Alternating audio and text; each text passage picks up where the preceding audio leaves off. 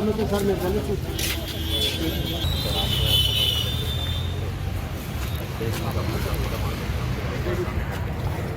గతంలో కూడా యోగంలో బాగా హైలీ ఎడ్యుకేటెడ్ సార్.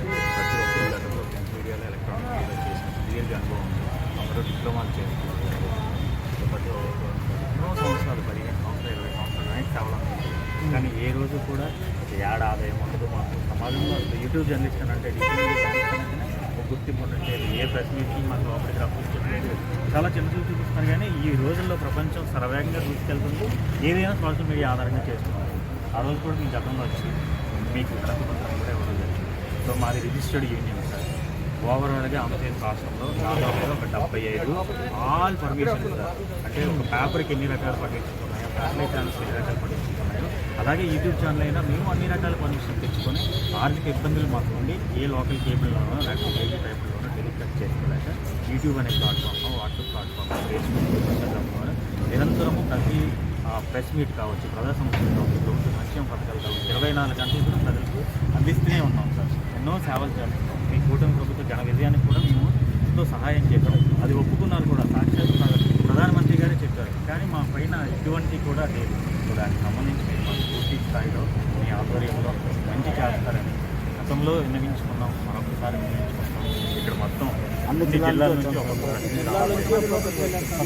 హిందూపూర్ నుంచి యాక్చువల్గా లోకేష్ గారు మీకంటే కూడా ముందే మీకు ఏదో విధంగా స్థానం కల్పించాలని చెప్పేసి అట్లా ఎడ్యుకేషన్ కాస్ట్ లేట్ అవడానికి కూడా కారణం ఇదే. లోకేష్ గారు చాలా పుట్టపడుతుంది. ఏవి యూట్యూబర్స్ తర్వాత ఇంకా కూడా చాలా చేశారు. తర్వాత వార్తలు కూడా బాగా పబ్లిక్ పార్టీగా చేస్తారు. వాళ్ళకి ఏదో విధంగా మనం అక్రిడిషన్ మెంబర్స్ కార్డ్స్ ఇవ్వాలి అనే దాంట్లోనే. సో దీని మీద అన్ని రాష్ట్రాల్లో కేంద్రంలో ఎటువంటి లాస్ ఉన్నాయి. కేంద్రం ఏ విధంగా అంటే కేంద్రం కనుక ఇటువంటి అక్రిడిషన్లో ఉంది కదా. సో కేంద్రం ఏం చేస్తుంది అని చెప్పేసి చూసాం. కొంతమంది ఏమో మిస్యూజ్ చేస్తారు, కరెక్ట్ చేస్తాం. సో వీటన్నిటి మీద కూడా గవర్నమెంట్ ఆఫ్ ఇండియా కూడా ఒక స్టడీ చేస్తూ ఉంటాం.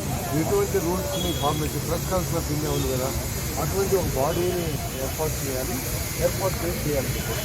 కొద్దిగా చిన్నగా బ్లడ్ వైలేటెడ్ సంబంధించిన అంశాలు కానీ లేదా వాడకూడని పదాలను ఇది కూడా దాంట్లో ఆధారంగా చేసుకుని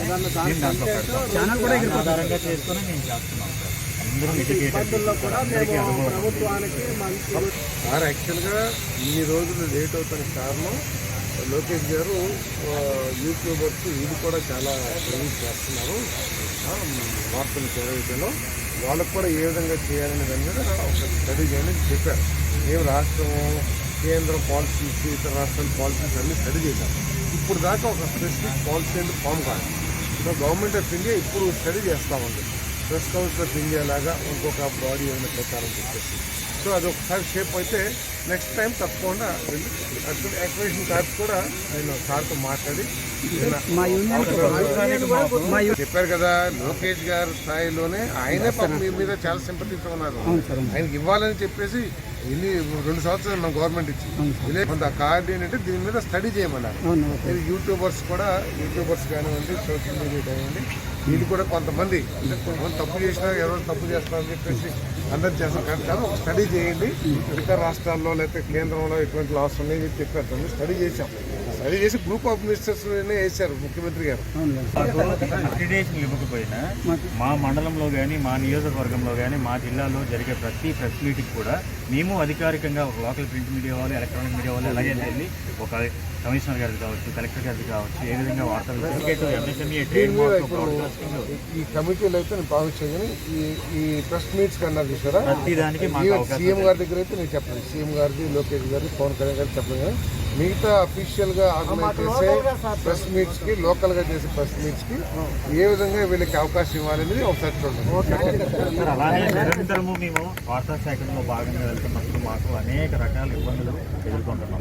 ఒక పని యూట్యూబ్ ఆల్రెడీ నేను మొత్తం ఇదే ఇప్పుడు సార్ అన్నీ ఉన్నాయి చూడండి సార్ సైన్స్ ఉన్నాయి అండ్ జిల్లా వ్యాప్తంగా సో ఉన్నాయి మాకు ఆ సంక్షేమం అక్రిడేషన్ లేకపోయినా సరే సంక్షేమాన్ని కల్పించారు సార్ ప్రభుత్వం గుర్తించిన ప్రెస్ మీట్లకు వచ్చేటట్టు చూడండి సార్ అట్లా